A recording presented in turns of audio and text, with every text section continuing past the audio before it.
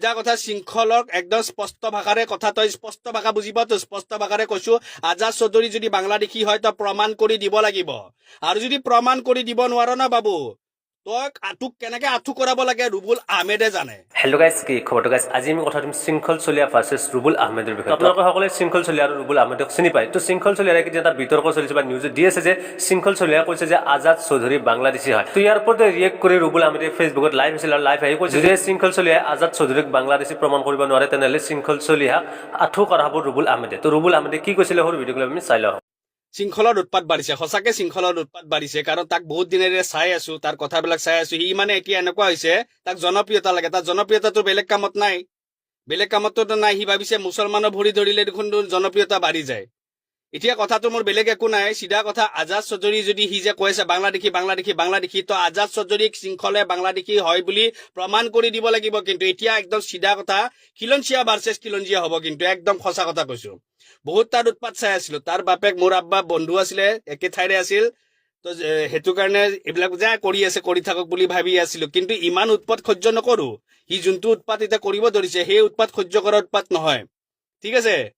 তই একদম চিধা কথা শৃংখলক একদম স্পষ্ট ভাষাৰে কথা তই স্পষ্ট ভাষা বুজি পাওঁ তো স্পষ্ট ভাষাৰে কৈছো আজাদ চৌধুৰী যদি বাংলাদেশী হয় তই প্ৰমাণ কৰি দিব লাগিব আৰু যদি প্ৰমাণ কৰি দিব নোৱাৰ না বাবু তই তোক কেনেকে আঁঠু কৰাব লাগে ৰুবুল আহমেদে জানে। তই যদি খিলঞ্জীয়া ময়ো বাবু খিলঞ্জীয়া, কিন্তু তোৰ দৰে দুগলাপান খিলঞ্জীয়া নহয়।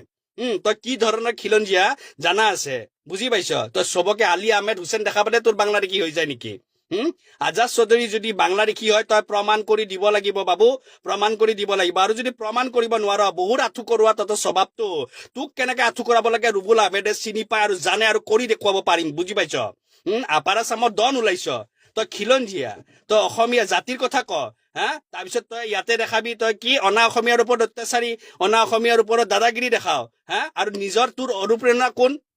আমাক যদি মোক যদি সোধকে ৰুবুল আহমেদৰ অনুপ্ৰেৰণা কোন, মই কম নাছিৰ বৰফুকন, মই কম মোৰ অনুপ্ৰেৰণা হৈ গল মাঘ হাজৰিকা, মোৰ অনুপ্ৰেৰণা হৈ গল মূলা গাভৰু।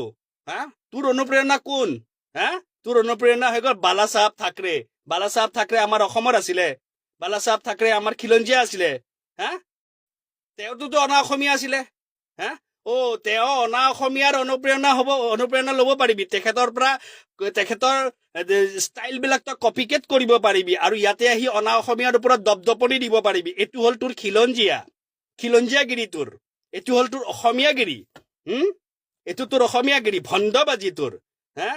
ইয়াতে তই কেনেকে কি কৰি চলি আছ এইবিলাক আমিতো জানো, কিন্তু এইবিলাক আৰু তোক কেতিয়া খুচুৰিব নাযাও। এটা স্পষ্ট কথাই কৈছো, তই প্ৰমাণ কৰি দিব লাগিব এটাই কথাই যে আজাদ চৌধুৰী বাংলাদেশী হয়। তই যদি প্ৰমাণ কৰি দিয় তোৰ লগত আছো, ঠিক আছে, আমি বিদেশীৰ লগত নাই, তোৰ লগত আছো।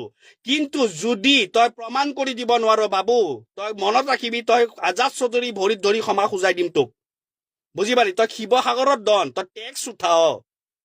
তই আজি বিজেপিৰ পৰা তই এই বিজেপিয়ে পোহনীয়া ৰাখি থৈ দিয়া সেই মালটোৰ কাৰণে তই আজি পাৰি আছ এইখিনি। আজি যদি কোনোবা এজন যদি মুছলমানে যদি কৈ দিওঁ ঠিক আছে আমি টেক্স উঠাও কিবা উঠাও, কালিলে আমাক তো বাৰু জেলত ভৰাই দিব। তোক কিয় দিয়া নাই এইটো জানো নহয়, কাৰণ এটা পোহনীয়া এটা লাগেতো। তই বিজেপিৰহে যেন কালিলৈ তই ৰাজনীতিত নুমিবি, এতিয়া ৰাজনীতিত নুমিবৰ কাৰণে তোক জনপ্ৰিয়তা লাগে। জনপ্ৰিয়তাটো তোৰ নাই, কেণ্ডেল তোৰনো আছে কি গাত চালা 5 কেজি মাংস নাই। আৰু তই কিহৰ লেভেল দিয়? শিৱসাগৰত লেভেলটো আছে ন, নিজৰ জেগাতটোতো ভাই চবেই সিংহ, নিজৰ জেগাতটোতো চবেই সিংহ, ঠিকে আছে।